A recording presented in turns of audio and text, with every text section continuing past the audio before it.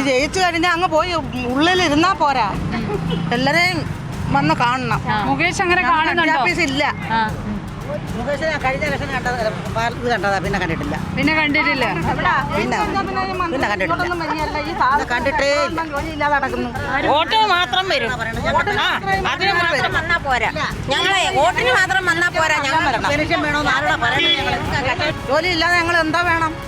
ഇവിടെ ആരാ ഒരു ജയിക്കാൻ സാധ്യത?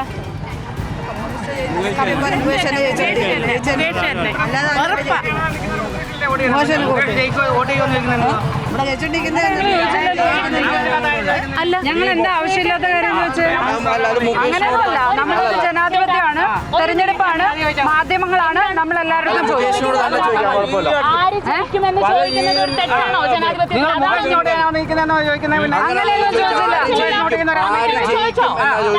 ചോദിച്ചിട്ടില്ല.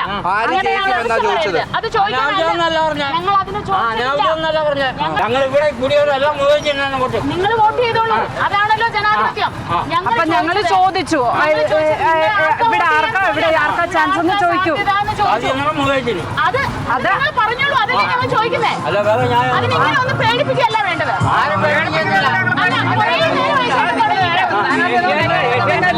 ഏഷ്യാനെറ്റ് അല്ല,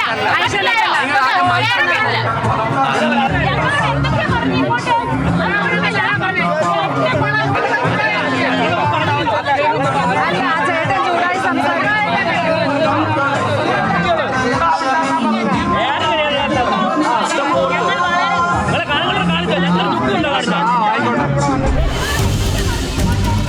എന്തുവാണ് അവിടെ സംഭവിച്ചത്? എനിക്ക് തോന്നണേ അവർക്ക് പെൻഷൻ കിട്ടിയില്ല എന്ന് പറഞ്ഞതാണ് ആകെ പ്രശ്നമായത്. അത് ആ സ്ത്രീകള് അവരുടെ മനസ്സ് പറഞ്ഞുകൊണ്ടിരിക്കുകയായിരുന്നു.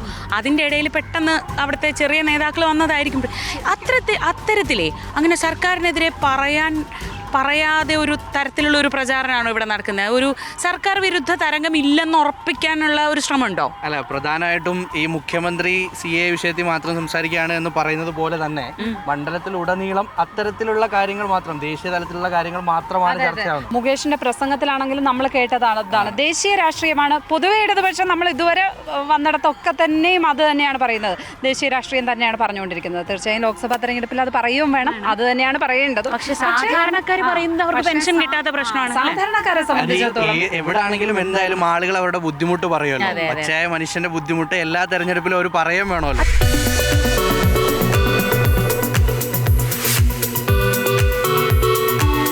കേരളം വളരെ ശ്രദ്ധയോടെ നിരീക്ഷിക്കുന്ന ഒരു രാഷ്ട്രീയ പോരാട്ടം നടക്കുന്ന മണ്ഡലത്തിലാണ് നമ്മൾ ഉള്ളത്, കൊല്ലം. NK പ്രേമചന്ദ്രനിൽ നിന്ന് മണ്ഡലം തിരികെ പിടിക്കാൻ CPM കളത്തിലിറക്കിയിരിക്കുന്നത് M മുകേഷ് MLA. ആഴത്തിൽ വേരോട്ടമുണ്ടെങ്കിലും CPM കഴിഞ്ഞ 10 വർഷമായി ലോക്സഭയിലേക്ക് ഇവിടെ നിന്നൊരു അംഗത്തെ അയക്കാൻ കഴിഞ്ഞിട്ടില്ല. ആ സാഹചര്യത്തിലാണ് ഒരു ഗ്ലാമർ താരത്തെ തന്നെ CPM ഇറക്കി ഒരു പരീക്ഷണം നടത്തുന്നത്. NDAയും പിന്നിലല്ല, അവരും ഇറക്കി ഒരു സിനിമാ നടനെ. G കൃഷ്ണകുമാർ.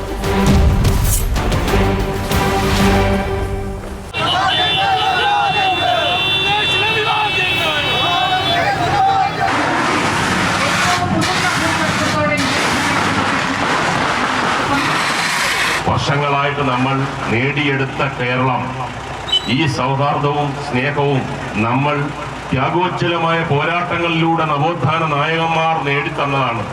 അത് ആരെങ്കിലും വന്ന് കവർന്നെടുക്കുമെന്ന് പറഞ്ഞാൽ വിട്ടുകൊടുക്കില്ല നമ്മൾ. അതാണ് 26-ാം തീയതി നമ്മൾ ചെയ്യേണ്ടത്.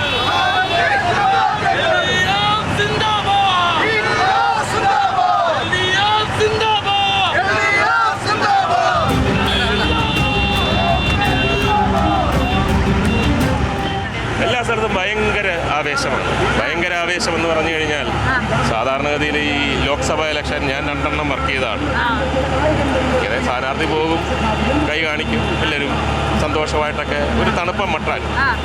ഇപ്പോൾ ശരിക്കും നിയമസഭാ ഇലക്ഷൻ്റെ കാട്ടിയൊക്കെ എത്രയോ ആവേശമാണ് ഈ ലോക്സഭ. അതിൻ്റെ കാര്യം എന്ന് പറഞ്ഞു കഴിഞ്ഞാൽ ആളുകൾക്ക് മനസ്സിലായി ഇതൊരു ജീവൻ മരണ പോരാട്ടമാണ്. ഇനി മിണ്ടാതിരുന്ന് കഴിഞ്ഞാൽ കേരളം നമ്മൾ വിചാരിക്കുന്ന തരത്തിലുള്ള കേരളമായി നിലനിൽക്കില്ല. അതുകൊണ്ട് തന്നെയാണ് ഈ ആവേശം. ദേശീയ തലത്തിൽ നോക്കിയാൽ നിങ്ങൾ ഈ രണ്ടുപേരും മുഖാമുഖം നിന്ന് മത്സരിക്കുന്നവർ രണ്ടുപേരുമേ പറഞ്ഞു വരുമ്പോൾ ഒരു മുന്നണിയുടെ ഭാഗമാവില്ലേ? അത് കുറച്ച് ക്ലീശ ചോദ്യമായിപ്പോയി. അതിന് ഒരുപാട് ഉത്തരങ്ങൾ പറയുകയും മറ്റേതും അതിൻ്റെ രാഷ്ട്രീയ നിലപാട് കേരളത്തിൽ പണ്ട് മുതലേ ഉള്ളതാണ്, ഒരു സുപ്രഭാതത്തിൽ മാറുന്നതല്ല. NK പ്രേമചന്ദ്രൻ വേറൊരു പക്ഷത്തേക്ക് മാറുമോ എന്നുള്ള ആശങ്കകൾ വേറെ പല രീതിയിൽ രാഷ്ട്രീയ ആരോപണങ്ങളായി ഉയർത്തുന്നുണ്ട്. അതുകൊണ്ടാണ് ചോദിച്ചത്. ഞാനത് പറയില്ല. കാര്യം അത് പേഴ്സണൽ കാര്യമാണ്. ഒരു എതിർ സ്ഥാനാർത്ഥിയെക്കുറിച്ച് അയാൾ മാറും, അയാൾ അങ്ങനെയാണ് ഇങ്ങനെയാണെന്നൊന്നും പറയുന്നില്ല. പക്ഷെ ഞാൻ മോദിയുടെ വിരുന്നിൽ പങ്കെടുത്തതാണ് അതിന്റെ പ്രധാന കാരണം. അതെ, ഞാൻ മോദിയുടെ വിരുന്നിൽ എന്നെ വിളിച്ചാൽ ഞാൻ പങ്കെടുക്കില്ല. ഞാനൊരു മോദി ഭക്തനല്ല. ഒരു പക്ഷേ നിങ്ങൾ ജയിച്ചു കഴിഞ്ഞാൽ BJPയിലേക്ക് പോകുമോ എന്ന് ചോദിച്ചാൽ നോ എന്ന് ഞാൻ പറയും. അതിനുള്ള ചങ്കൂറ്റം എനിക്കുണ്ട്, അതിനുള്ള ആർജവവും ആദർശവും എനിക്കുണ്ട്. അതില്ലാത്തവർ നമുക്കറിഞ്ഞൂടാ. കൊല്ലത്തിൻ്റെ ഒരു പ്രത്യേക സാഹചര്യം എന്താ വെച്ചാൽ ഇടതിന് അത്രയും വേരോട്ടുള്ളൊരു മണ്ണാണ്. പക്ഷേ ലോക്സഭയിൽ ഒരു 10 വർഷമായിട്ട് നമ്മളെ പരിഗണിക്കുന്നതേ ഇല്ല എന്നുള്ളതാണ്. ഇത്തവണ അതൊന്ന് മാറ്റും എന്തായാലും. അല്ലേ, ഇപ്രാവശ്യം എന്തായാലും അതിനൊരു മാറ്റം വരും. മുകേഷിനാണ് ചാൻസ് കൂടുതൽ. അതെ അതെ. മുകേഷ് ഫാനാണോ? ജയിക്കുന്ന ഇനി മുകേഷ് ആയത്, ചിലപ്പം തിരിച്ചടിക്കുന്ന മുകേഷിനായിരിക്കും. അന്നേരം മുകേഷ് ജയിക്കും.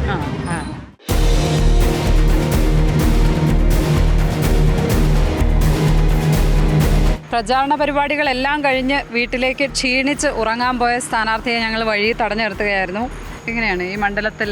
നല്ല ആത്മവിശ്വാസമാണെന്ന് ഞങ്ങൾക്ക് അറിയാം. എങ്കിലും ആത്മവിശ്വാസമാണെങ്കിലും അമിതമായ ആത്മവിശ്വാസം എനിക്കില്ല. പ്രവർത്തകർക്കും ഉണ്ടാകരുത് എന്നാണ് ഞാൻ നിരന്തരമായി നിർദ്ദേശിക്കാറുള്ളത്, അവരോടൊക്കെ പറയാറുള്ളത്. അധികാരവും സമ്പത്തും അതുപോലെ സംഘടനയും രണ്ടു പേർക്കും ശക്തമായുള്ള രണ്ട് പാർട്ടി സംവിധാനങ്ങളാണ്. അപ്പോൾ അവരെ രണ്ടുപേരും ഉയർത്തുന്ന പ്രതിലോമകരമായ വെല്ലുവിളികളെ പ്രതിരോധിച്ചും അതിജീവിച്ചും വിജയിക്കണമെന്നുണ്ടെങ്കിൽ സാഹസികമായി ജോലി ചെയ്തേ ഒക്കെ കഠിനാധ്വാനം ചെയ്തേ കഴിയും. അപ്പോൾ അവരുടെയൊക്കെ സൈബർ വിങ് ഏത് കല്ല് വെച്ച പച്ചക്കള്ളവും വിശ്വസനീയമായ നിലയിൽ അവതരിപ്പിക്കാനുള്ള അനിതര സാധാരണമായിട്ടുള്ള ശേഷി ആരും വിശ്വസിച്ചു. ഇപ്പോൾ തന്നെ എന്നെ തന്നെ പകുതി സംഖ്യയാക്കിയായിരുന്നു. തിരഞ്ഞെടുപ്പ് അടുത്തപ്പോൾ ഞാനിതൊരു സംഖ്യ രൂപത്തിലാണ് തിരഞ്ഞെടുപ്പിൻ്റെ ക്യാമ്പയിൻ തുടങ്ങുന്നത്. ഇപ്പോഴാണത് മാറി അത് അപ്പോൾ അത്രയും ഹാർഡ് വർക്ക് നമ്മൾ ചെയ്യേണ്ടി വരും.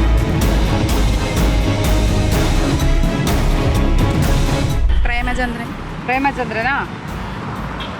അതെങ്ങനെ തോന്നാനെന്താ കാര്യം? അയാൾ നല്ല മനുഷ്യനായതുകൊണ്ട്. ആണോ? എല്ലാവരും വോട്ട് ചെയ്യോ? ഞാനും എനിക്കും ജയിക്കൂലേ? സിനിമാ നടനെ കൊണ്ടുവന്നിട്ട് എന്താ കാര്യം? കലാകാരന്മാർക്കും ജനസേവനം നടത്താൻ പറ്റും, വികസനം കൊണ്ടുവരാൻ പറ്റും. അവർക്കേ പറ്റുമെന്ന് ഞാൻ പറയും. കാര്യം വേറെ ചിന്തയില്ലല്ലോ, അതിനകത്ത് അഴിമതിയില്ല, അതിനകത്ത് സ്വജനപക്ഷപാതമില്ല. നാട്, നമ്മുടെ മണ്ഡലം, അത് മാത്രം നമ്മൾ ചിന്തിച്ചാൽ മതി. മുകേഷ് ഏട്ടൻ്റെ പിന്മുറക്കാരായിട്ടാണോ പിന്നെയും ഒരുപാട് കലാകാരന്മാർ വരുന്നുണ്ട്? പ്രത്യേകിച്ച് ഈ മണ്ഡലത്തിൽ വരെ എതിർ സ്ഥാനാർത്ഥി കലാകാരനാണ്. എല്ലാവരും വരണം. എല്ലാവരും മനസ്സിലാക്കണം.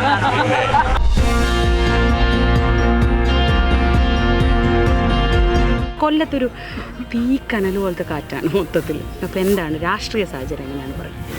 അല്ല, എപ്പോഴും ഈ മാറ്റം എന്ന് പറയുന്ന ഒരു പ്രകൃതിയുടെ നിയമമാണ്. അപ്പം ഇവിടെയും അത് സംഭവിച്ചുകൊണ്ടിരിക്കുകയാണ്. കാരണം ലോകമെമ്പാടും നടക്കും. അപ്പോൾ പലപ്പോഴും ഞാൻ പെട്ടെന്നാണ് എന്നെ കൊല്ലത്തേക്ക് പറഞ്ഞു വിട്ടത്. അപ്പോൾ ഞാൻ വർക്ക് ചെയ്യാം. അപ്പോൾ ഇവിടെ വന്നപ്പോൾ ഒന്ന് പഠിച്ചു നോക്കിയപ്പോഴത്തേക്ക് തന്നെ ഏകദേശം 4 ലക്ഷത്തോളം വോട്ടിൻ്റെ ഡിഫറൻസാണ് ഒന്നാം സ്ഥാനാർത്ഥിയും കഴിഞ്ഞ തവണ മൂന്നാമത്തെ ആൾ ജയിച്ച ശ്രീ പ്രേമേന്ദ്രനും BJPയുടെ സ്ഥാനാർത്ഥിയുള്ള വ്യത്യാസം. അപ്പോൾ പലരും ഇത് പറഞ്ഞപ്പോൾ ഞാൻ പറഞ്ഞു, സ്മൃതി ഇറാനി എന്ന് പറഞ്ഞൊരു വ്യക്തി ഞാൻ എപ്പോഴും ആ ഒരു സൗകര്യം മനസ്സിലോർക്കാറുണ്ട്. കോൺഗ്രസിൻ്റെ ഉരുക്ക് കോട്ട വർഷങ്ങളോളമായിരുന്നു. ഒരിക്കലും അവിടെ ആരും ജയിക്കില്ല. 6-7 ലക്ഷത്തിൻ്റെ ഭൂരിപക്ഷമാണ്. പക്ഷെ അവരത് ഒരു വിശ്വാസത്തിലെടുത്ത് അവിടെ നിന്ന് വർക്ക് ചെയ്തപ്പോൾ 1.5 ലക്ഷത്തിൻ്റെ ഭൂരിപക്ഷത്തിൽ ജയിക്കുന്നു. അതുകൊണ്ട് കൊല്ലം എന്ന് പറഞ്ഞതും മാറ്റത്തിന് പറ്റിയൊരു സ്ഥലമാണ്. വളക്കൂറുള്ള മണ്ണാണ്. ഞാൻ എൻ്റെ വോട്ട് BJPക്ക് കൊടുക്കും. BJPക്ക് കൊടുക്കും. BJP ജയിക്കും. കൃഷ്ണകുമാർ അല്ലേ? കൃഷ്ണകുമാർ എങ്ങനെയുണ്ട്? നല്ല സ്ഥാനാർത്ഥിയാണോ? കൃഷ്ണകുമാർ നല്ല സ്ഥാനാർത്ഥിയാണോന്ന് വെച്ചാൽ ഞങ്ങളിപ്പോഴും കാണുന്നതേ ഉള്ളൂ. ഇനി പരിഗണന തുടങ്ങുമ്പോഴേ ഞങ്ങൾക്ക് നല്ലതാണോ കൊള്ളാത്തതാണോ എന്ന് തീരുമാനിക്കാനൊക്കത്തുള്ളൂ. അപ്പോൾ എന്തായാലും വോട്ട് ചെയ്ത് നോക്കുക. പിന്നീട് നമ്മൾ അവസരം നമുക്ക് ഇതൊന്നും നടന്നിട്ടില്ലെങ്കിൽ നമ്മൾ വേറെ അല്ലേ? ഇവിടെ ഈ കടൽക്ഷോഭ പ്രശ്നമൊക്കെ ഉണ്ട്. ഭയങ്കര പ്രശ്നമാണ്. വെള്ളം കയറി ഇഷ്ടംപോലെ വീടുകൾ നഷ്ടപ്പെട്ട്. അപ്പോൾ ഓരോരുത്തർ റോഡിൽ കൂടിൽ കെട്ടി താമസിക്കുന്നവരുണ്ട്. ഭയങ്കരമായ ബുദ്ധിമുട്ട്. ഒരു അമ്മമാർ അവിടെ നമ്മളെ വീട് റോഡിൽ ഷെഡ് അടിച്ച് താമസിക്കണം, സഹിക്കാൻ പറ്റില്ല. അതും ഒരു അമ്മ സുഖമില്ലാത്തൊരമ്മയാണ്. ഭയങ്കര ബുദ്ധിമുട്ടും കാര്യം തന്നെ. അവരുടെ കാര്യം നമുക്ക് 10 ലക്ഷത്തിനൊന്നും വീടില്ല. ഇല്ല. 10 അവര് ലക്ഷമാണ് 10 ലക്ഷം രൂപ എന്ത് ചെയ്യാനാ? 10 ലക്ഷം രൂപയ്ക്ക് ഇന്നത്തെ കാലത്ത് ഒരു വീട് വെക്കണമെങ്കിൽ എത്ര രൂപ വേണം?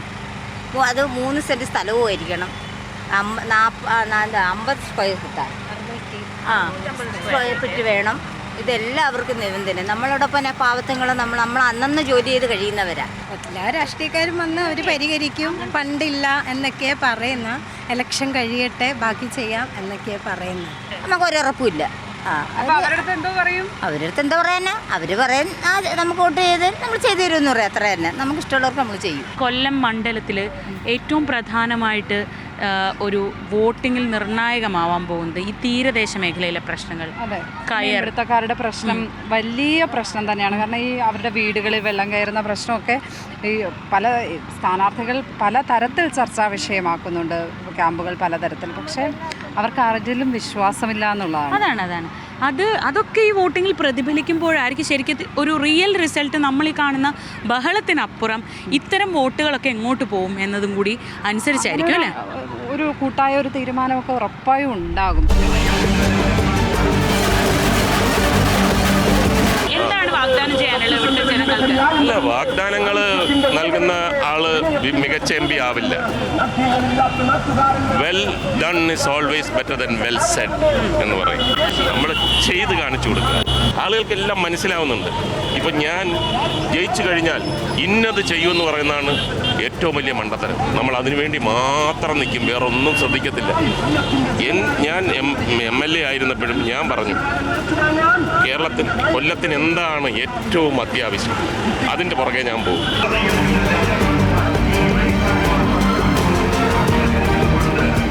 ഇടതുപക്ഷ ജനാധിപത്യ മുന്നണി സ്ഥാനാർത്ഥിയായി മത്സരിക്കുന്ന മുകേഷ് എന്ന എനിക്ക് അരിവാൾ ചുറ്റിക നക്ഷത്രം ചിഹ്നത്തിൽ നിങ്ങളുടെ വിലയേറിയ വോട്ടുകൾ രേഖപ്പെടുത്തി വൻ ഭൂരിപക്ഷത്തിൽ വിജയിപ്പിക്കണമെന്ന് വീണ്ടും നിങ്ങളെ ചിരിച്ച, സന്തോഷിച്ച, കേരളത്തിന്റെ സന്തോഷമാണ്, കേരളത്തിന്റെ ചിരിയാണ്, ആ മുഖത്ത് നോക്കി ഞാൻ അപേക്ഷിക്കുന്നു, അഭ്യർത്ഥിക്കുന്നു. ഇവർ രണ്ടുപേരും പത്രക്കാരാണ്, വിഷമിക്കണ്ട. ഇവിടെ ആള് കുറവായിരിക്കും എന്നുള്ള ഒരു ന്യൂസ് കിട്ടിയിട്ട് വന്നതാണ്. അപ്പം ആളെ കണ്ടിട്ട് അപ്പോൾ ഉടനെ പോകും അവർ. നന്ദി, നമസ്കാരം.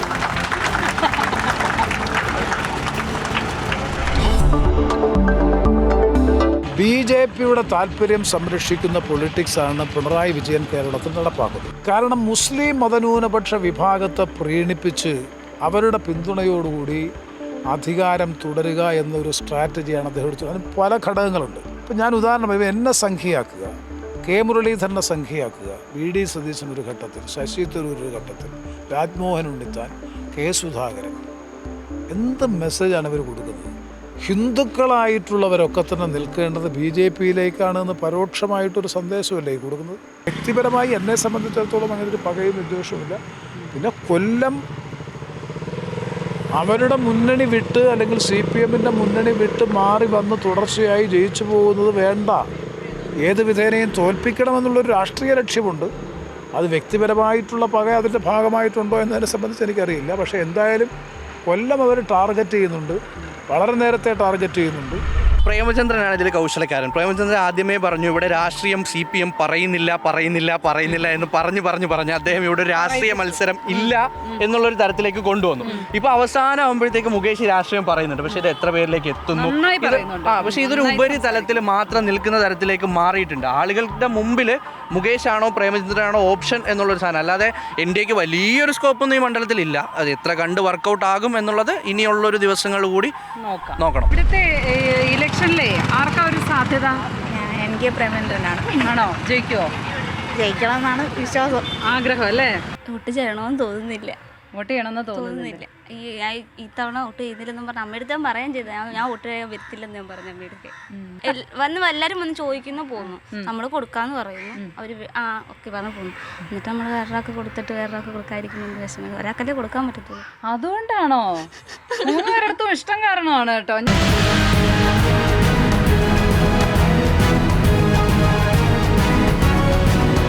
കൊല്ലത്ത് എന്താ ട്രെൻഡ്? അപ്പോൾ എനിക്ക് കാര്യമൊക്കെ പിടികിട്ടി, പക്ഷേ ഞാൻ പറയാൻ പോകുന്നില്ല. നിങ്ങൾക്കും കാര്യം പിടികിട്ടി കാണും. ഇതൊരുമാതിരി ബൈറ്റ് എടുക്കാൻ പോകുന്ന പോലെ നമ്മുടെ ഒരു രീതി അതല്ല, നമ്മൾ കുറച്ചുകൂടി സ്പെസിഫിക് ആയി പറയണമെന്നാണല്ലോ.